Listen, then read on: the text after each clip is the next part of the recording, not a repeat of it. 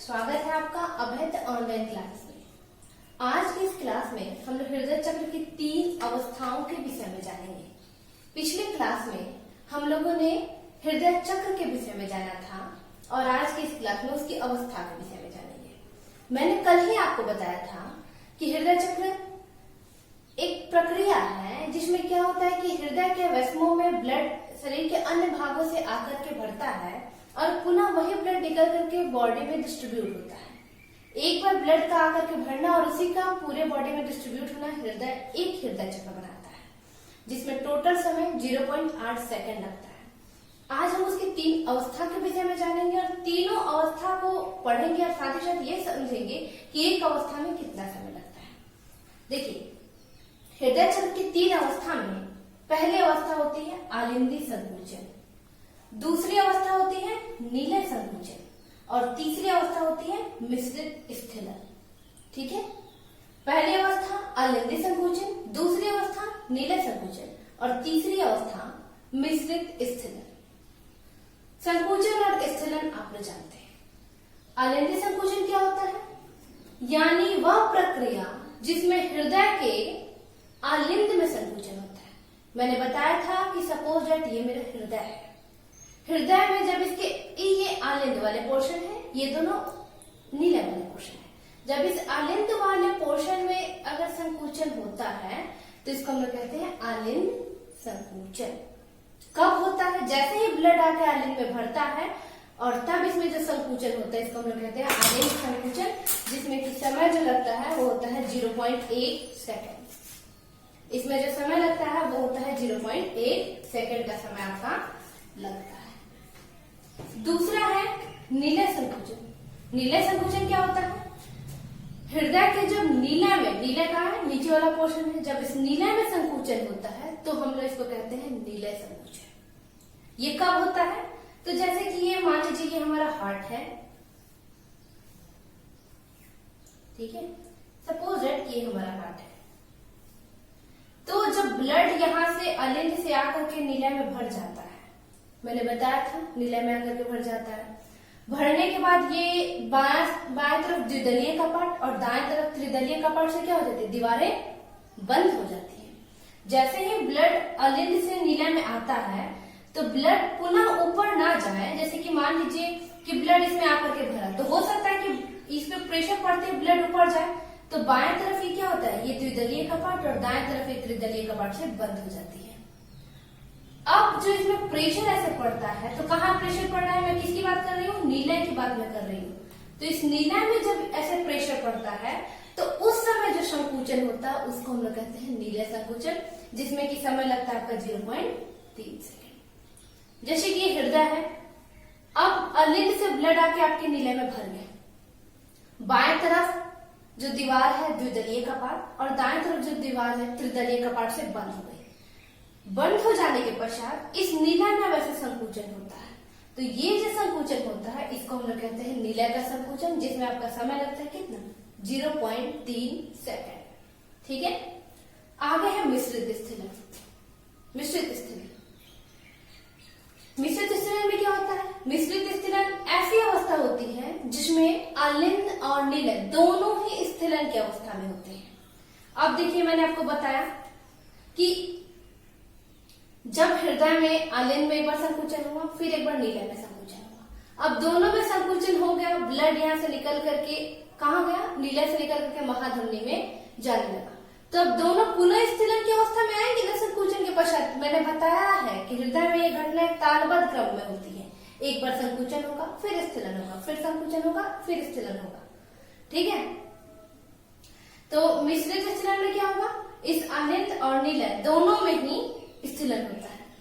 जैसे कि ये हृदय है तो हृदय के आलिंद और नीलय दोनों में जब ऐसे स्थिलन, जैसे मान लीजिए सुखड़ाव में थे, अब ये स्थिलन की दोनों ही स्थिलन की अवस्था में है, जिसको हम लोग मिश्रित स्थिलन कहते हैं, जिसमें आलिंद और नीलय दोनों ही स्थिलन यानी फैलाव की अवस्था में होते हैं, जिसमें आपका समय कितना लगता है? 0.4 सेकेंड।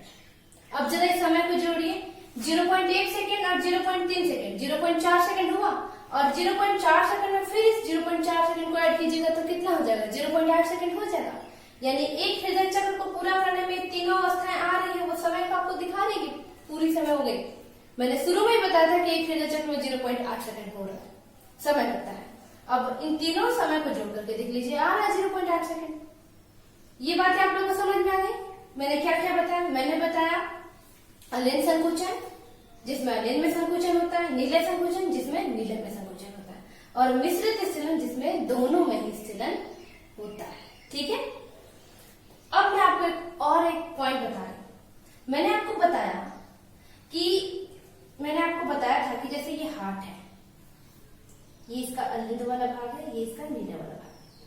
ठीक है, ये फुफ्फुस धमनी, सपोजेट और ये महाधमनी। मैंने बताया था कि जब अलिंद में संकुचन होता है तो रक्त अलिंद से किधर आने लगता है? नीलय की तरफ। जैसे ही ब्लड नीलय में आकर के भरता है तो इधर बाएं तरफ की दीवारें द्विदलीय और दाएं तरफ की दीवारें त्रिदलीय कपाट से बंद हो जाती है। जब ये दीवारें दोनों बंद होती हैं, वैसे ही एक ध्वनि उत्पन्न होती है। जैसे ये दीवार इधर की, जैसे ब्लड अलिंद से नीलय में जा रहा है, जैसे वो भर रहा है तो ये दीवारें दोनों तरफ की बंद हो रही है, दाएं की त्रिदलीय और बाएं की द्विदलीय कपाट से बंद हो रही है। जैसे ही दीवारें बंद हो रही हैं, तुरंत उसी वक्त एक ध्वनि हृदय से उत्पन्न होती है। जैसे मान लीजिए दरवाजा है, ये दाएं तरफ का है, ये बाएं तरफ का है, ऐसे खुला हुआ है, ब्लड आके भरने के बाद जैसे ही दरवाजा ऐसे बंद होगा, तुरंत एक ध्वनि उत्पन्न होगी, क्योंकि दरवाजा बंद होगा तो ध्वनि उत्पन्न होगी ना। और वही ध्वनि होती है हृदय की प्रथम ध्वनि, जो होती है लब की ध्वनि। साउंड कैसे उत्पन्न होता है? लब। और ये हार्ट की प्रथम ध्वनि कही जाती है। ठीक है, उसके बाद ब्लड किधर बढ़ गया? नीलय में। नीलय में अब संकुचन होता है। संकुचन होने के पश्चात क्या होगा? नीलय से ब्लड निकल करके महाधमनी के द्वारा पूरे बॉडी में डिस्ट्रीब्यूट होने जाएगा ना।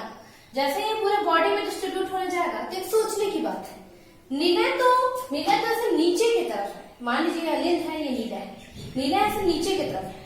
और सपोज दैट, अब मैं बस नीलय को दिखा रही हूँ, नीचे की तरफ है। यहां से ब्लड निकल करके इस महाधमनी से ऊपर जा रहा है, तो सिंपल सी बात है कि ब्लड ऊपर ना जाकर उसको तो नीचे गिरना चाहिए ना, वो ऊपर कैसे जाता है? सोच सकते हैं ना। तो क्या होता है?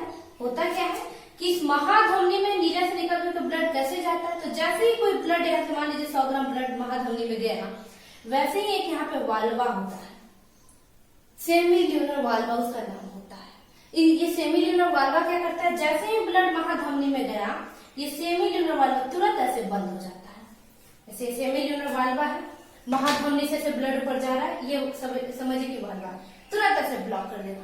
अब जो ब्लड है वो ऊपर का ऊपर चला गया, नीलय में जब बचा, फिर ये खुलेगा, फिर ब्लड ऊपर जाएगा, और फिर समझ है ना, जब चक्र होगा तब और ये ऐसे दरवाजा बंद होगा। तो जैसे ही ब्लड नीलय से निकल करके महाधमनी में जाता है, वैसे ही यहाँ पे एक ध्वनि उत्पन्न होती है, और वो क्या होती है? दूसरी हृदय की दूसरी ध्वनि कही जाती है, और वो डब की ध्वनि होती है। ठीक है, और इसी टाइम जैसे ये ध्वनि उत्पन्न हुई, इसी समय मिश्रित स्थिलन की अवस्था आ जाती है, और अलिंद और नीलय दोनों ही स्थिलन की अवस्था में आ जाते हैं। क्या क्या हो रहा है? एक बार फिर से अब इसको हम रिवीजन करा दे रहे हैं। हृदय चक्र की 3 अवस्थाएं हो रही हैं। पहली अवस्था जिसमें अलिंद में संकुचन हो रहा है, अलिंद में ब्लड आके भरे हैं, अब वो अलिंद में संकुचन हो रहा है, और संकुचन होते ही ब्लड अलिंद से कहाँ गया? नीलय में गया। जैसे ही ब्लड अलिंद से नीलय में जा के भरा, ठीक है, भरने के पश्चात तुरंत इधर का नीलय का दरवाजा से बंद हुआ, दोनों तरफ का क्रमशः त्रिदलीय और द्विदलीय कपाट से। जैसे ही दरवाजा बंद होता है, तुरंत एक ध्वनि उत्पन्न होती है, लब की ध्वनि, जो कि हृदय की प्रथम ध्वनि कही जाती है। ठीक है, अब नीलय में संकुचन हुआ।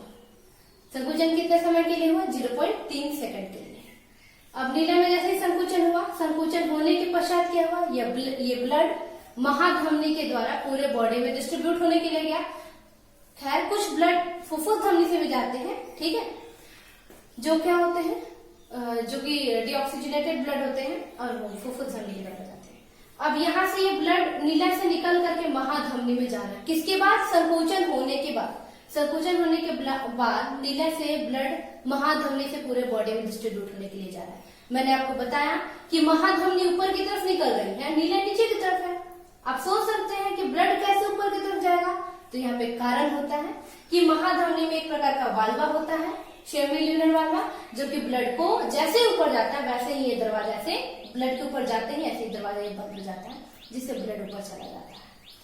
ठीक है, और जैसे ही ब्लड ऊपर दरवाजा से बंद होता है और ब्लड ऊपर जाता है, दरवाजा बंद होते ही एक ध्वनि उत्पन्न होती है जिसको हार्ट की सेकंड ध्वनि कहते हैं, और वो होती है डम की ध्वनि। ठीक है, ये हृदय की दूसरी ध्वनि होती है। इसके पश्चात क्या होता है, डम की ध्वनि वैसे हो गई, और उसी की जैसे वो ब्लड उधर ऊपर गया, अब दोनों ही किसमें, अलिंद और नील, दोनों में क्या होता है, स्थिलन की अवस्था आती है, और दोनों ही फैलाव की स्थिति में आ जाते हैं, जो कि कितने समय के लिए होता है, 0.4 सेकंड की समय के लिए होता है।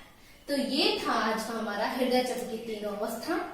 आगे की क्लास में हम लोग पेसमेकर के विषय में, ईसीजी के विषय में जानेंगे।